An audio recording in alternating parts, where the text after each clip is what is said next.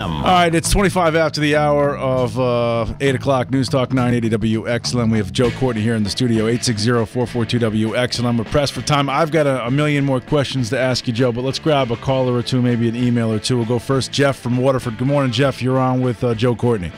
Good morning, Joe. Good morning, Lee. Good morning, Jeff.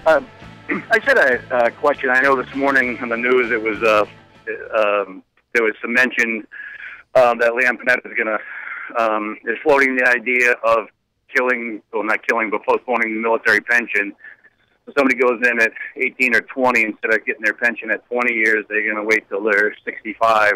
And that you just mentioned that you're on the subcommittee involved with finance issues for the military. And I was just trying to understand the logic in it. I totally get saving money, but to me, there's just a fundamentally difference between somebody serving in a federal government and somebody serving in the military and, putting their life on the line. And I'm of the opinion that should be rewarded and demonstrated. Could you comment on that, please? Sure.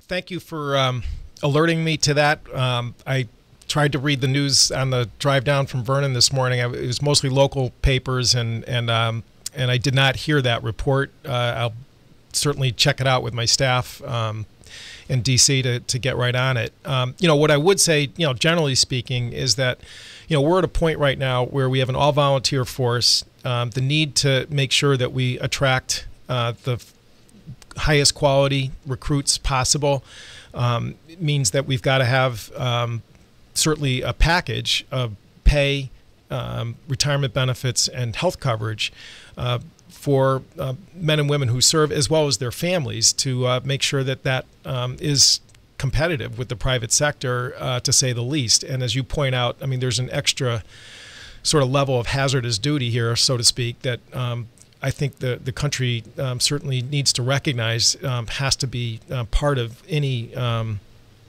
any package of remuneration. And we have worked hard, to try and make sure that there's parity, for example, with Guard and Reserves to get TRICARE benefits, for that same reason. And if the Secretary is talking about going that route, then personally, as someone who sits on the Armed Services Committee, and we deal with the Defense Authorization Bill every year that deals with issues of pay and health and pension coverage, I think that would be a real tough sell on his part.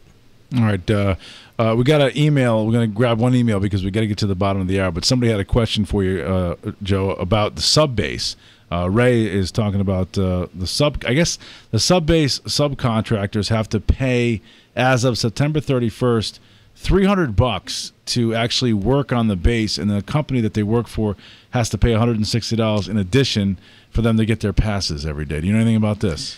Well, next week we're going to have a session up at Three Rivers Community College where the Navy is actually going to be there to talk about contracting issues. And certainly if there's a new requirement like that, I would encourage people to join us. You can call the office to get the specifics on it. It's again, maybe later in the show. We can give it on after the break, sure. But again, it's dealing with the Navy is in the procurement process is obviously lots of sort of chutes and ladders there, and that's something that I'm glad you brought it up, and I would encourage you or your employer to show up at Three Rivers. All right, we got a number of people on hold. We got, of course, we have Rob calling in, and in just a bit we'll get to his question, JB, as well. It's 8:29. We'll come right back after the bottom of the hour news. We got Joe Courtney here in the studio, 860-442-WXLM.